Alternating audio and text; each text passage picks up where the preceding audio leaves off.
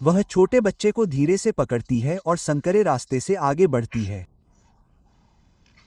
यह जगह नई है, इसे इसकी खामोशी और दो साफ रास्ते होने के कारण चुना गया है।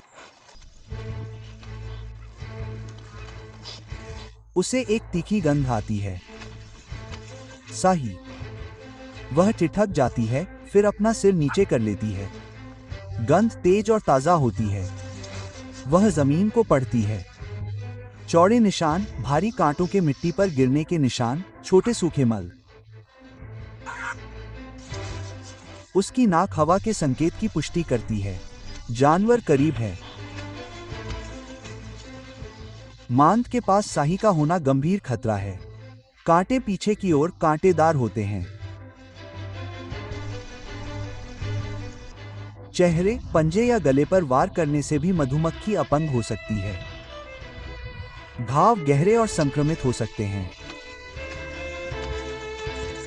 शरीर नीचे, पंजे तैयार। वह दूरी और कोण का अंदाजा लगाने के लिए चक्कर लगाती है। पूंछ को कभी नहीं छूती, पीछे की ओर कभी जल्दी नहीं करती। सिर और कंधे का हिस्सा साफ होता है जहां कांटे छोटे होते हैं और नियंत्रण बेहतर होता है। झाड़ियां हिलती हैं, एक मोटी आकृति मुड़ जाती है। कांटे ऊपर उठते हैं और खड़खड़ाते हैं। वह जमीन पर डटी रहती है, वजन आगे की ओर, आंखें स्थिर। उनके बीच की जगह बंद हो जाती है। लड़ाई शुरू होने वाली है। लड़ाई शुरू होने वाली है। वह चक्कर लगाती है और दुनिया धूल और सांस के घेरे में सिमट जाती है। साही हमेशा अपनी पीठ आगे करके मुड़ती है। रीढ़ें एक हिलते हुए बैरिकेड की तरह उठती हैं और वह जिस भी जगह की कल्पना करती है वह एक जोरदार घुमाव और धक्का के साथ बंद हो जाती है। वह कराहती है, गीली खाल के अंदर मुड़ती है और मुक्त हो जाती है। अगला वार और तेज। एक और खड़खड़ाहट, एक और झटका।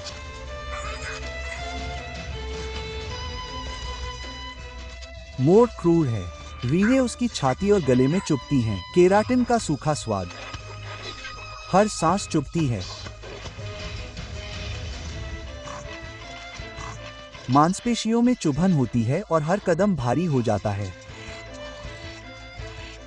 उसकी पीठ और पसलियों में कांटे दौड़ते हैं। अब प्रतिद्वंद्वी के मुंह से एक हल्की सी आवाज आती है, आश्चर्य, डर नहीं। जवाब पूरे शरीर से है। वह घेरे को चौड़ा करती है, फिर तंग करती है। वजन के हर बदलाव को समझती है, लेकिन साही हर कोण का जवाब अपनी कांटेदार पीठ से देता है। एक जीवंत बैरिकेड जो हठपूर्वक आगे बढ़ता और पीछे हटता है, जिससे उसे सिर और कंधे तक सही से पहुंचने से रोका जा सकता है। वह बेहोश हो जाती है और कांटों के अचानक प्रहार से बच निकलती है। वह अपने ढीले ऊंचे हिस्से को खोलकर खुद को मुक्त करने की कोशिश करती है, लेकिन साही घेरे से बाहर निकल जाता है। लंबे समय तक घिसने से कवच पतला हो जाता है और वह अकड़कर इधर उधर भागता है। वह अपने ऊपर लादे गए भार से खुद को मुक्त करने के लिए रुकती है। उसके कंधों और पसलियों से क्रूर टांकों की तरह कांटे निकलते हैं। वह मुड़ता है और अपने कृंतकों से कंघी करता है। उसकी ढीली खाल के रेशों के साथ व्यवस्थित रूप से काम करता है, जैसे कि जाल खोल रहा हो। उसे खुजली होती है और वह एक जड़ और मिट्टी के किनारे से रगड़ती है ताकि वह उन चीजों को पीस सके जो दांतों के आगे नहीं झुकती हैं। कुछ कांटे रह जाते हैं। वे गहरे बैठ जाते हैं और हर कदम को एक समझौता बना देते हैं, लेकिन उसके जबड़े की स्थिति नहीं बदलती। साही कुछ दूरी पर रुक गया है, पीछे हट गया है, आधा मुड़ा हुआ है, एक लंबे स्थिर विराम में देख रहा है जो हिसाब किताब जैसा लगता है। लड़ाई में कोई फायदा नहीं बचा है। उसे उस सीमा से हटाने का कोई आसान तरीका नहीं है जिसे उसने खींचा है। कवच खत्म हो जाएगा। वह मुड़ता है और बिना पीछे देखे छिप जाता है। वह बस इतनी दूर तक जाती है कि एक बार फिर सीमा तय कर सके। उसके पीछे एक छोटी सी खोह है जो आत्मसमर्पण करना नहीं सीखती। वह धीरे धीरे पंजे से खुजली को कम करती है, फिर खुरदरी छाल पर रगड़ती है। कोई कांटा नहीं बचता। अगर कोई छोटा मोटा टुकड़ा रह जाता है तो वह दबे और अदृश्य पड़े रहते हैं। दृश्य हवा में एक धीमी गुनगुनाहट और पुरानी लकड़ी के चारों ओर एक नर्म बेचैन चमक में बदल जाता है। और यहाँ हनीबैजर और डंक मारने वाले रखवालों के बीच की लंबी कहानी फिर से शुरू होती है। एक को घनी मिठास और भरपूर संतानें आकर्षित करती हैं, दूसरे को अपने श्रम की रक्षा के लिए बाध्य होना पड़ता है। यह मुकाबला गति के बजाय साहस, छिपने और संकल्प से मापा जाता है। पहला खोखलापन गुस्से के अलावा कुछ नहीं देता। शरीरों की भीड़, थूथन पर चुभन, काटने वाली चेतावनी है और उस भारी गंध को पड़ती है जिसका मतलब है सच्चा इनाम। हल्की सी लकीरों के साथ दूसरे तने तक जाती है जहां एक संकरी तह चीनी और मोम की सांस ले रही होती है। एक झटका, एक जोरदार चीर और पीला कंघी जमीन पर गिरकर टूट जाती है।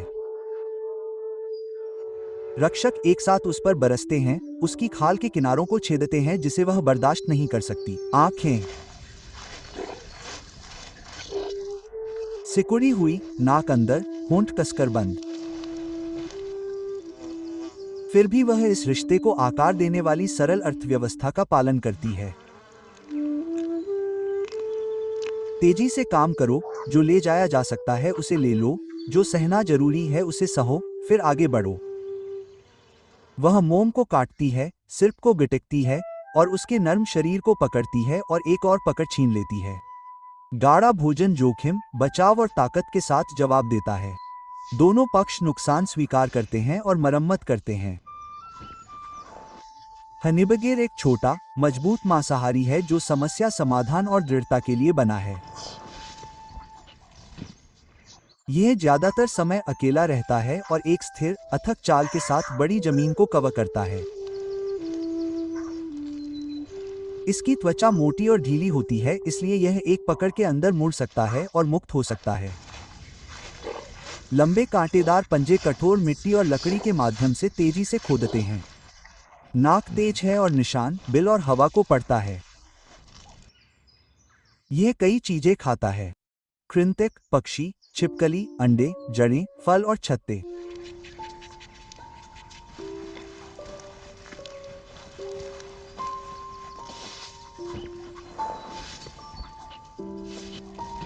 यह छिपे हुए शिकार को तेजी से और मजबूत तरीके से खोदता है जिससे मिट्टी पानी की तरह पीछे छूट जाती है। जब बिच्छू मिलता है तो बिच्छू रुकता है, जमीन को पढ़ता है और फिर अचानक तेजी से आगे बढ़ता है। बिच्छू अपने पंजे उठाता है और अपनी पूंछ को मोड़ता है। डंक चेहरे या पंजे पर निशाना साधता है। बिच्छू अपना सिर नीचे रखता है और शरीर को जकड़ने के लिए वार करता है। कभी कभी डंक नाक या होंठ पर लगता है।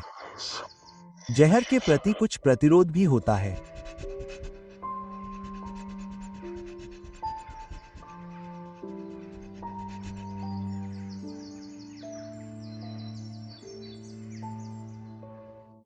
कभी कभी डंक नाक या होंठ पर लगता है। दर्द होता है।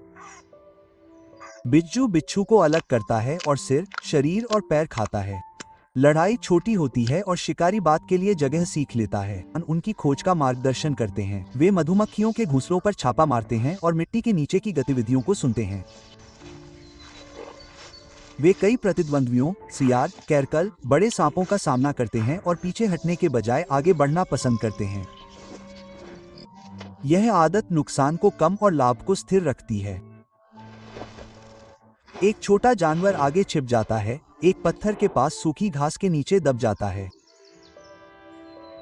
बिच्छू कुछ कदम आगे निकल जाता है, नाक से गंध की जांच करता है जो दूसरी तरफ जाती है।